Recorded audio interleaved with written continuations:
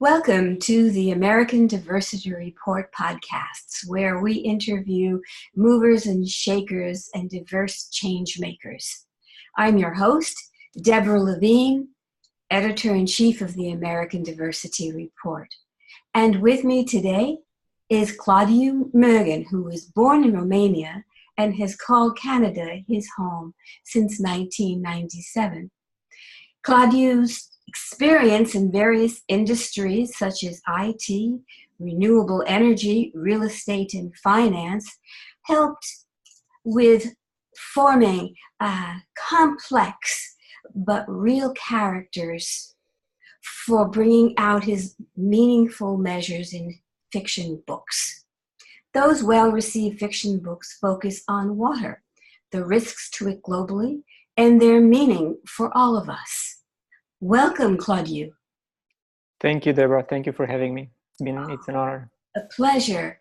Share with us how you came about to focus on water and your passion for it. Water Entanglement is my second book. So while writing my first one, The Decadence of Our Souls, which is a fantasy, I interacted with my editor, Nina Munteanu. She's a limnologist, like a specialist in water. And she was at the end of the process of writing a book called Water Is. It's a coffee table type of book, which addresses a lot of aspects of water. And I was quite intrigued by so many facets of what water is and how little we know. And I corroborated that with whatever happens around the world, water shortages, water wars, the fact that the big corporations are overusing our freshwater resources just to extract more oil out of the ground, determined me to bring yet another aspect to water.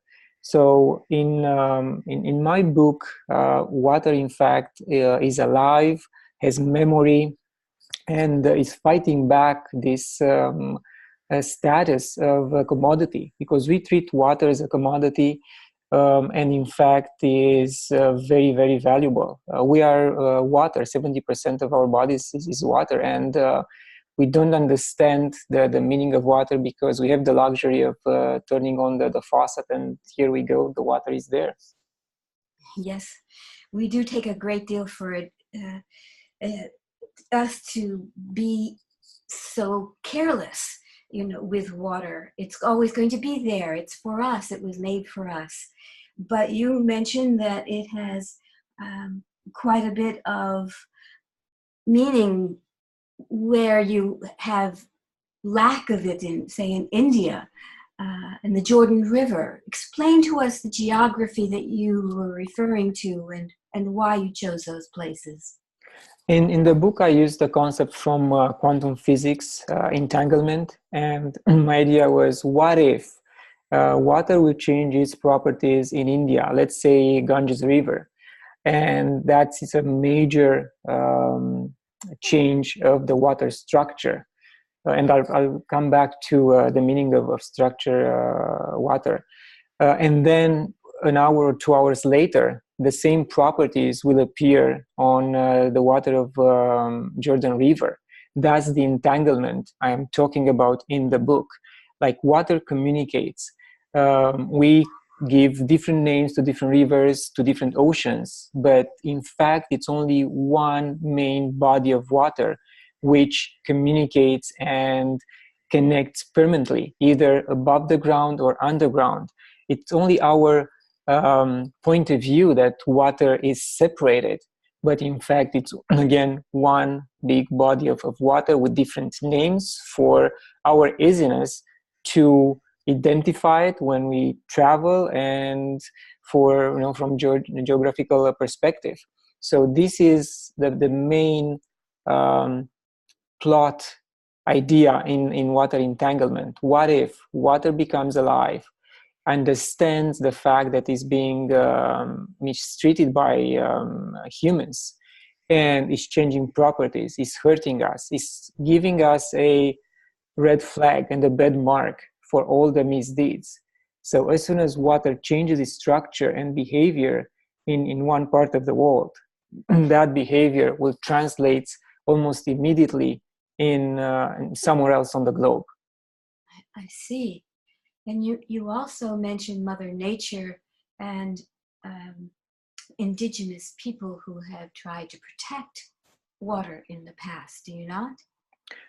Yes, I'm talking about them because they are the caretakers of nature. And they've been here for such a long time, and they know nature like no one else. They can speak with nature, they understand nature, they protect nature. They don't take more from the environment than what they need.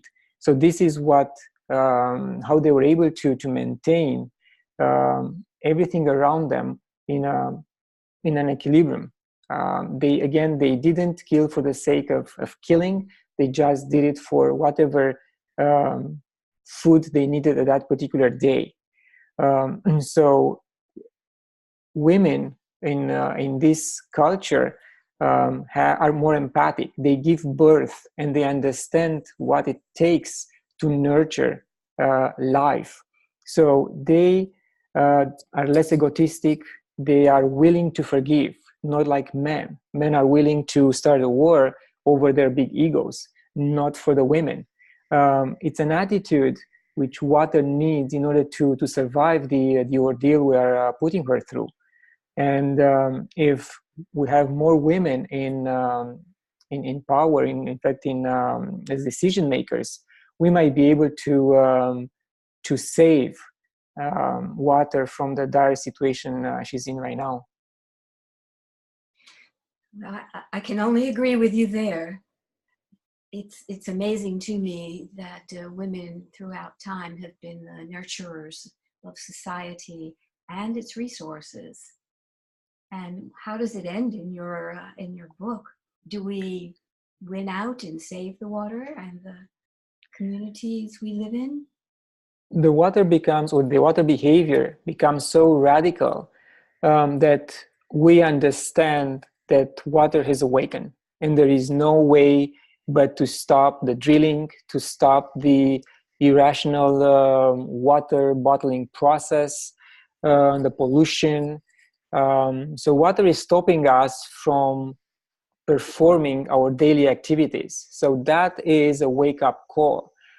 So in my book, under the United Nations umbrella, all countries are coming together, signing an agreement where they will stop all these multinationals from doing what they are doing in a harmful way. And of course, they have to be compensated somehow, and they are working on a compensation system only to stop the pollution. And in time, and hopefully in a sequel of Water Entanglement, you'll see that water will recede her action, aggressive action towards humanity, just because she understands that we understood what it takes to stop water from doing what she's doing. So yes, the major, again in the sequel, the major oil extraction fields are coming to a stop. The deep sea drilling is coming to a stop.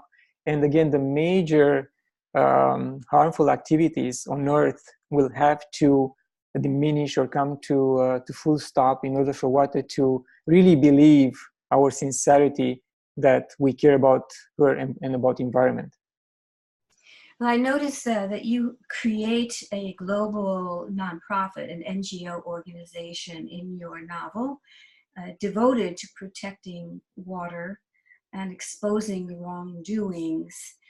And what do you think are the possibilities of something like that happening in real life? And are the NGOs doing that now? Can they, or are there major roadblocks to them being as you envision? It is my opinion that there are a lot of NGOs and associations and both for-profit and non-profit companies which are doing a lot of good things related to the environment. They want to do good things. But also, I think the overall picture is fractured. There are too many of them doing too many things at the same time, and some of them quite small. So in water entanglement, my idea is that they all come together under Water for All organization and under United Nations umbrella, where funding goes to one point, and from there is being distributed to meaningful projects like water remediation, pollution, education. Because also I'm giving the example in India, where it could be tanneries or companies along the Ganges River who are just dumping polluted water and residue into the Ganges.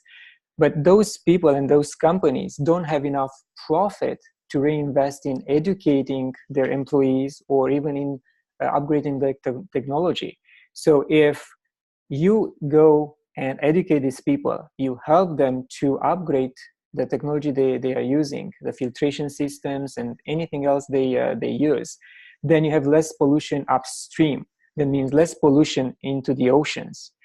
Because right now there are 5, 6, maybe 7 companies which are cleaning the Pacific and North Pacific jar of all the plastic there is there, which will take maybe tens of years to do it. But if there is no solution for the upstream pollution, then they will keep doing it 100 years from now. Nothing significant will happen.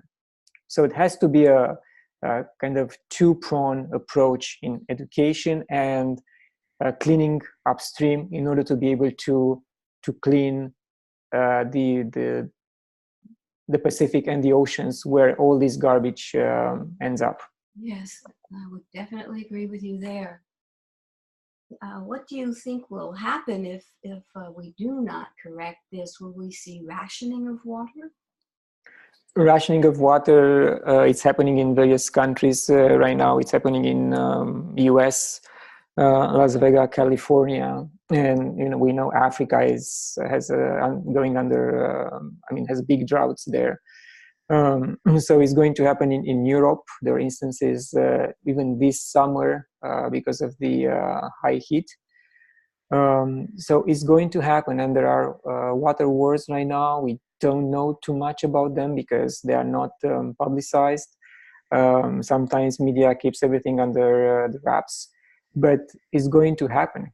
And I'm worried about let's say Canada. I'm Canadian, and we supposed to have on paper anywhere between 13 to 17% of world's water resources, fresh water resources. And there are big companies coming here and trying to grab these rights and grab the rights for kind of bottling underground water. And if this irresponsible attitude and behavior will last, then we'll end up with very little freshwater resources. Because if you read books by other authors, non-fictional books which portray this situation, especially with drilling for oil and gas, they are using huge amounts of fresh water to bring up the oil resources, and that water cannot be recovered for human usage. It's spoiled water and is being dumped on let's say into the environment, into other water streams, polluting even more. So it's quite a sad situation, and we don't acknowledge it at this point. I gather you've had some experience with renewable energy in your work. Has that influenced your writing, giving you some alternatives that we should know about?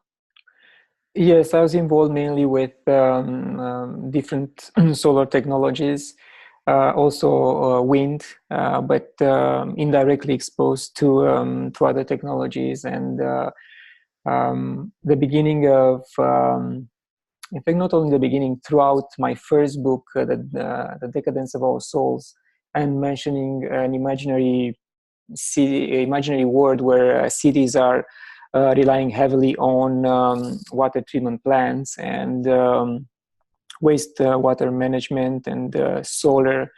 And I started with the idea that everything I write about has to have a message and has to show some sustainability in terms of environment. So in my first book, even if people living in this decadent world like only instant gratification, they have the conscience of about the environment. And I didn't realize that until I finished the book. I said, oh my God, I wrote something which I wasn't quite aware of at the beginning, but I introduced these elements of sustainability for various cities. So especially one city which was very technologically developed, sold, and in fact traded the technology they developed with other cities for food and for water. So I think it will come a time where we're going to have to barter things just because they will become very valuable and money will have no more value. Interesting. When do you think that might be our future? It's hard to say. Some people which are more involved in this field and they know more than we regular people do. They say 30 years, some of them say 50 or 100. It's coming. I mean, those who are in power, they take measure to be on the safe side. And these are things which no one will tell us, because then we'll create panic. So. Well, my goodness. Who do you hope will read your book and get what your vision is? The age bracket is quite large, because any like a teenager or a young adult can learn a lot about water, things which are not being taught in schools. And the concept of structured water, which I said I'm going to come back to, is more important to have a clean structure of the water molecule than its chemical composition. Because we are water, the water inside our bodies is structured water, has different properties. And Masaru Emoto, a Japanese scientist, was the first one to create what I like to say the language water speaks to us, or we can address water. Water carries our thoughts, our feelings, and the vibration of our words. And he demonstrated scientifically by frozen water molecules which were exposed to our feelings, words, and thoughts, and or music of different type of music, and that told us and to the scientific community that water is different. So all these kids which didn't hear about Masaru Emoto will hear about him in this in my book, in Water Entanglement. They'll understand more about the water properties, the properties water has. Also, water activists will like the geopolitical scenarios I created when US-based companies are finding underground water resources in Mongolia and Kazakhstan, and they are trying to sneak it out of those countries without telling the governments. And then a big fight, it's breaking up, and they are trying to the government are trying to impose restrictions on these companies, and the US government is coming along trying to protect its own multinationals. So there are different angles for different readers. I think many of us are going to learn a lot from your books and from your views of water. I've learned in this short time more than I realized I was going to. Fascinating. I wonder, does that mean if we listen to certain music, the water in us is what responds in its tempo, and it Yes. resonates to our whole body? Yes, and Just think at historical facts. All the shamans, the priests, um, people who were in spiritual position or religious position, they all use water in their practice. They bless water, they prayed around water. Even nowadays, most of the traditions and the priests, they use water. They baptize children in water, saint water. So when we drink water, I mean, tap water is dead water. We have to be very clear about that. It goes through so many twists and turns through the metallic pipes that what we drink is dead water.